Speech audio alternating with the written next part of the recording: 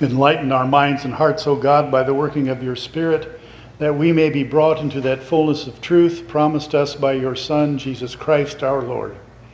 Amen. Well, this is a tough text to preach on. You would think, oh, it's ought to be one of those that's whoop-de-doo. Has a nice healing story, and has Jesus, explaining some things and so forth. But I'll tell you the truth, the older I get, and maybe you're this way too, the fewer things I'm sure of. The fewer things I know. When you're younger, you think, well, if I just think a little harder about this, or if somebody would just explain it to me, then I could figure all this stuff out. Well, I tell you what, if you haven't hit that place yet, like I have, there are a whole bunch of things that I've got on my list that I'm going to ask when I get home. I don't understand why it is that some people are healed and other people aren't. I don't understand that. I don't understand. There surely were other people in that congregation at the synagogue that day, besides the woman, who had places in their lives that needed to be healed. And we know when we read the Gospels that Jesus' healing doesn't just have to do with physical things. It also has to do with emotional healing and spiritual healing and mental healing. You and I can think of all kinds of things that need to be healed, can't we? I have one of my favorite movies is that movie called The Green Mile. Do you all know that movie? And I love, there's a scene in there early on where the Tom Hanks character is sitting at the table and it's keeping him up at night and so forth. He's drinking a glass of milk. His wife says, "What's the matter?" And he says, "I do not understand why God allows certain things in this world. I don't understand it." I don't understand it either. I don't understand why there are people who seem to have a lot and people who have just nothing. Now, I'm not talking about the nothing that we usually think of.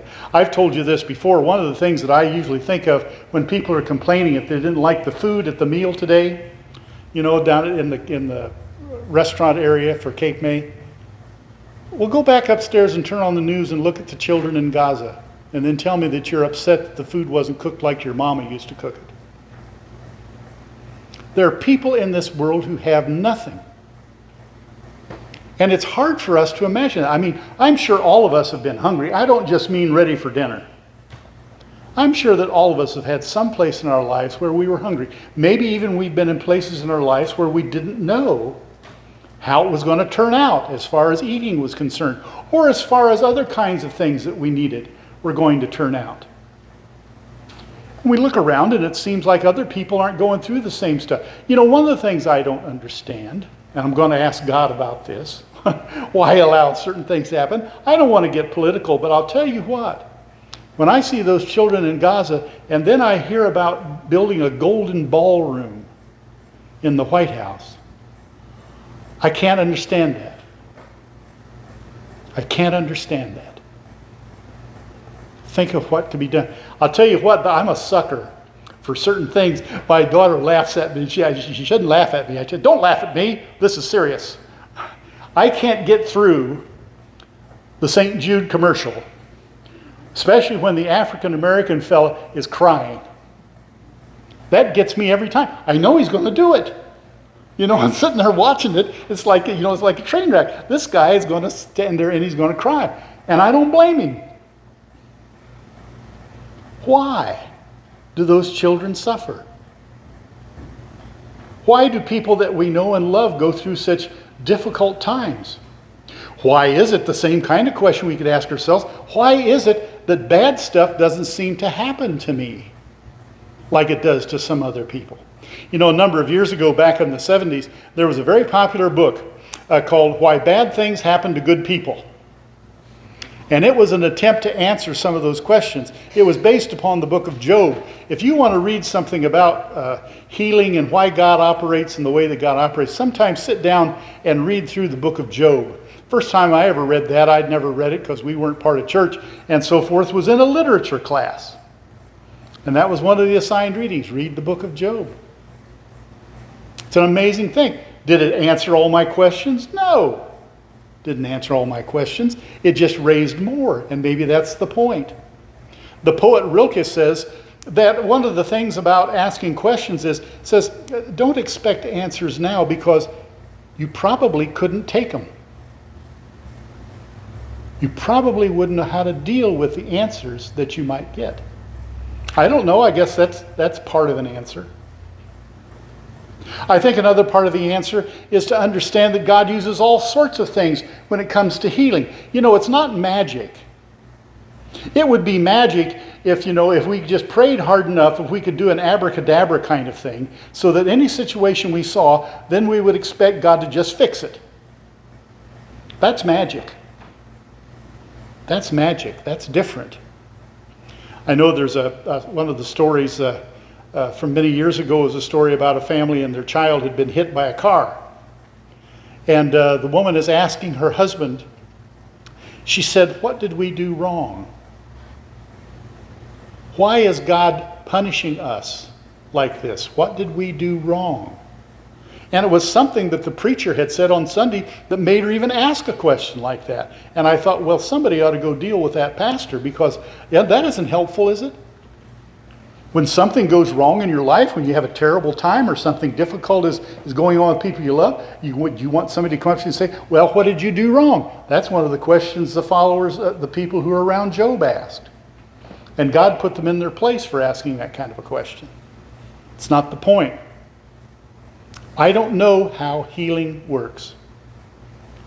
I do know that one of the ways that God heals is through the wonderful thing that some people really have the talent and the gift to be doctors and nurses.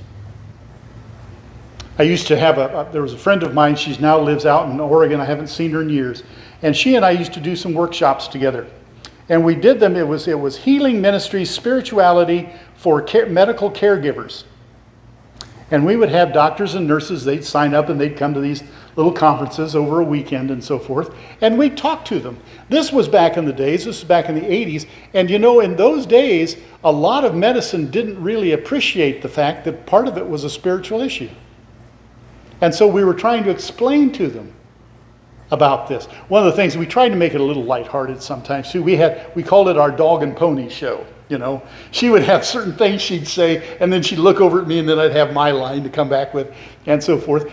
And one of the things, the examples that we used to use, she would say to the people gathered, she'd say, now we all understand that there are people in your life who are a pain in the neck. Isn't that right? Why is that saying say that? Because the minute some people walk in, I've had this, the minute somebody walks in the room, you kind of, at least psychologically, hunch your shoulders and, like this, like a pain in the neck. My line, then she'd look over at me and I'd say, yeah, and some of them are a pain further down too.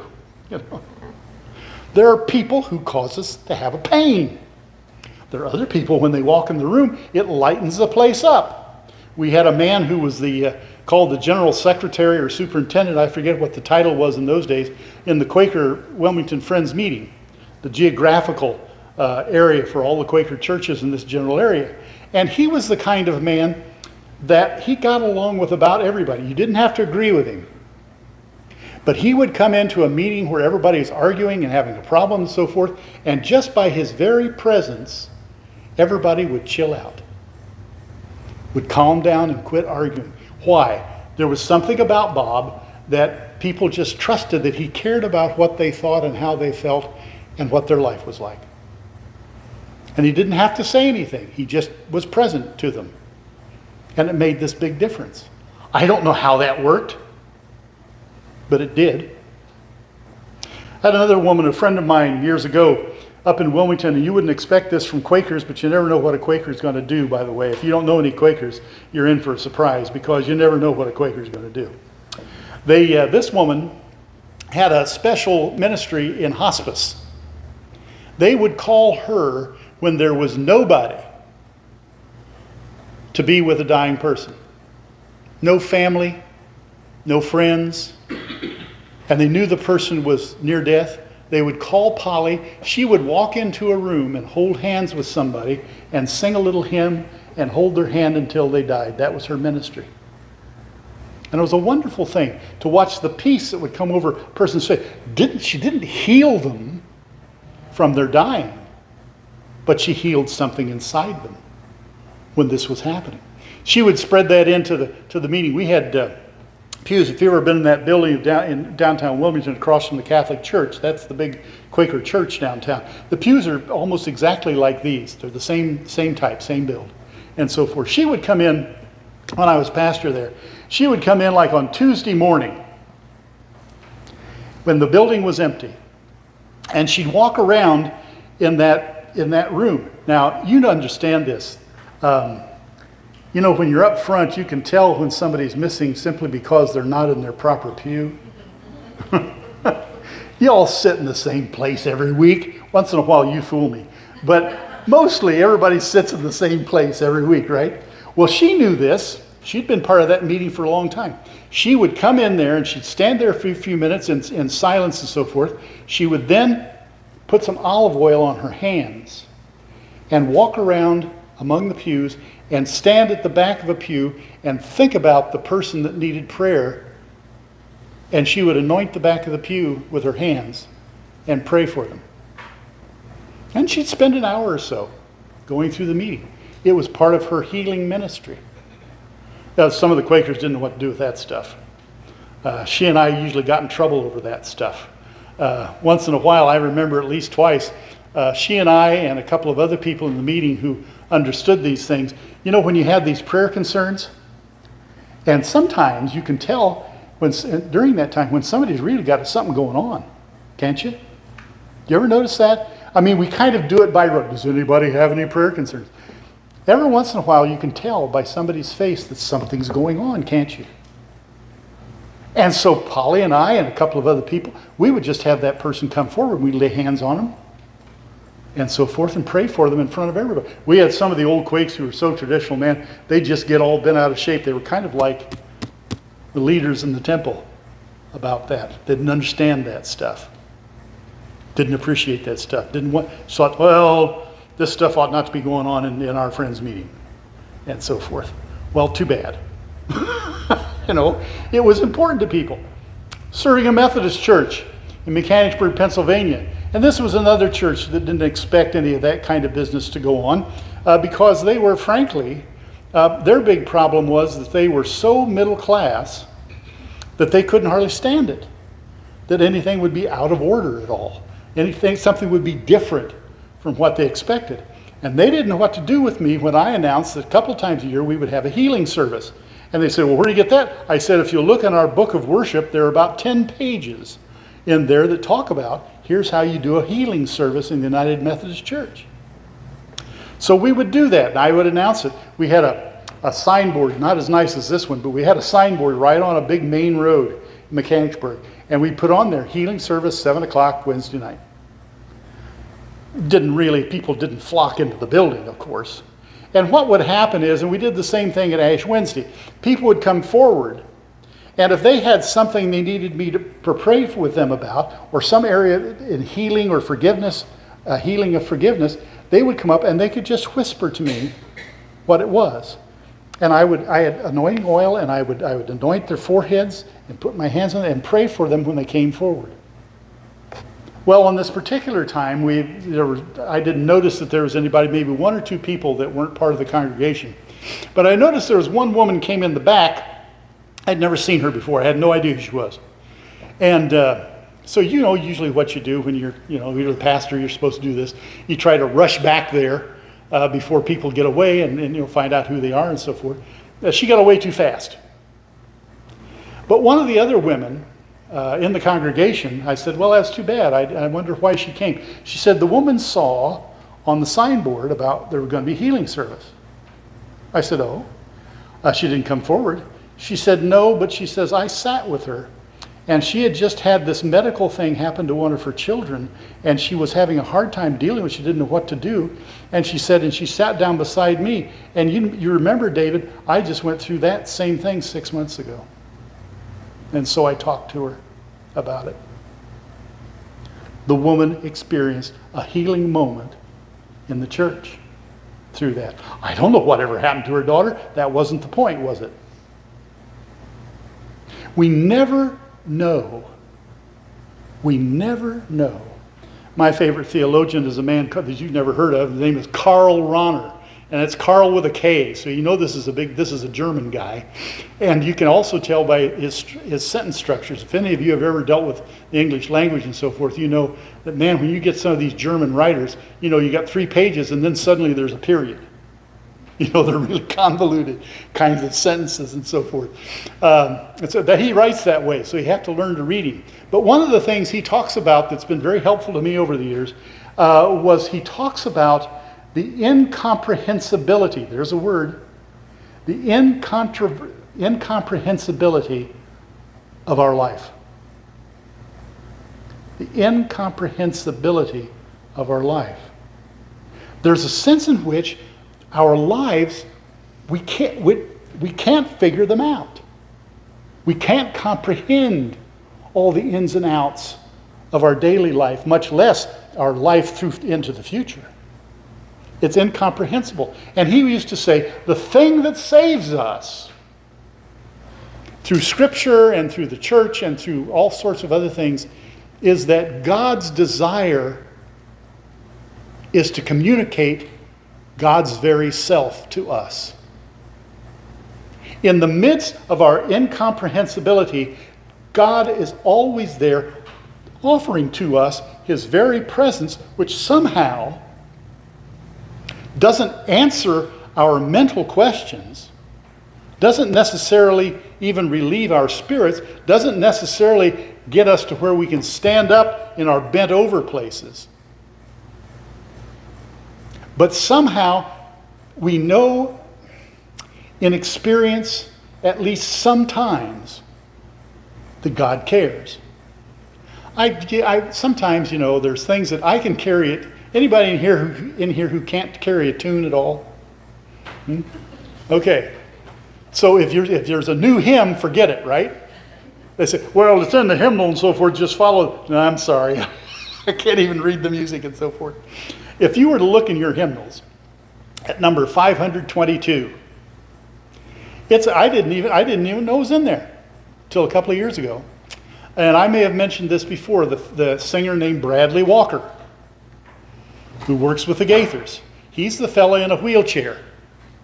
Doesn't have the use of his legs or his hands. He has this beautiful, deep baritone to bass voice. And he was asked by a friend of his who was dying of cancer, a young woman that he performed with, a singer, asked to sing this song, number 522, at her funeral service at the graveside on her farm. And so he did, and then they recorded it. And this song has done a lot to help me in this stuff. Can you think of the words? The words of that song are so powerful. It doesn't answer the questions, but I think it tells the truth about what we experience in our relationship with God and our need for God's healing touch, our need to be straightened up in our bent over places.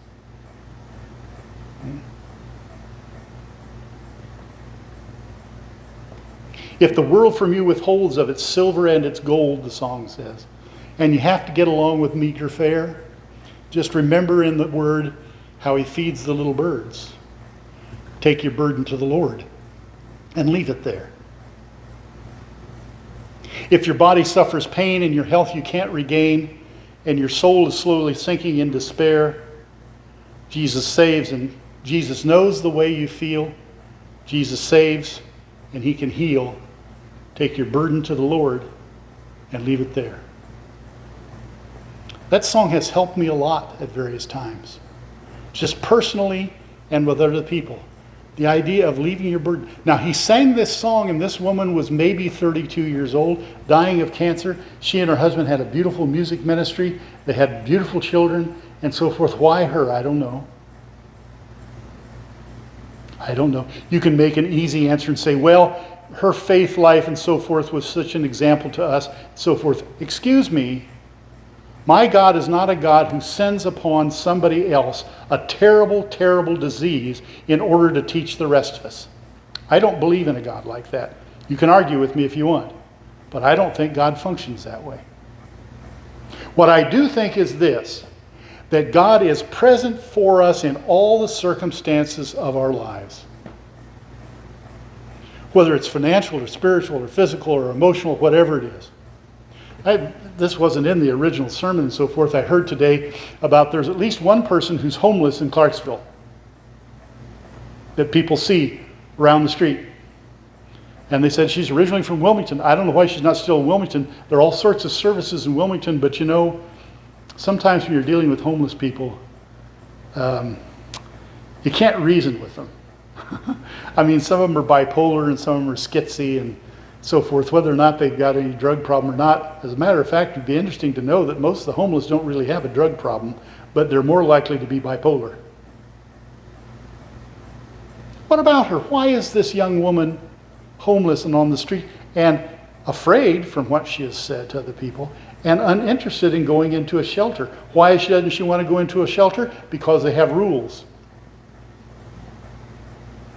They have rules. I can understand that.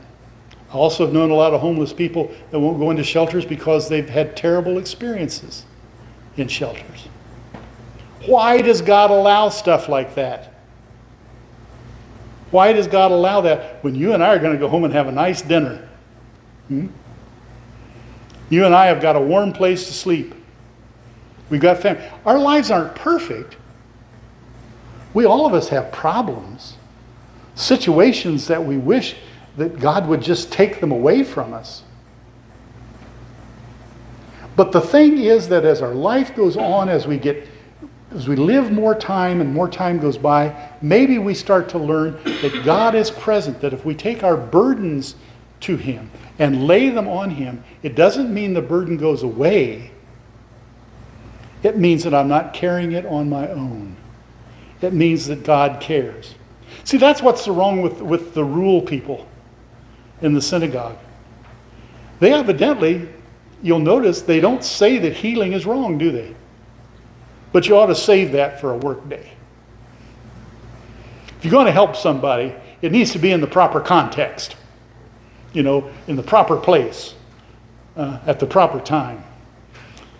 And Jesus breaks that down. He says, every time is the proper time to come and lay your burdens on me. That's all I know about healing.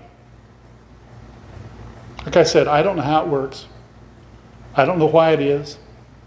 I don't know why sometimes we see the results of it and sometimes we don't.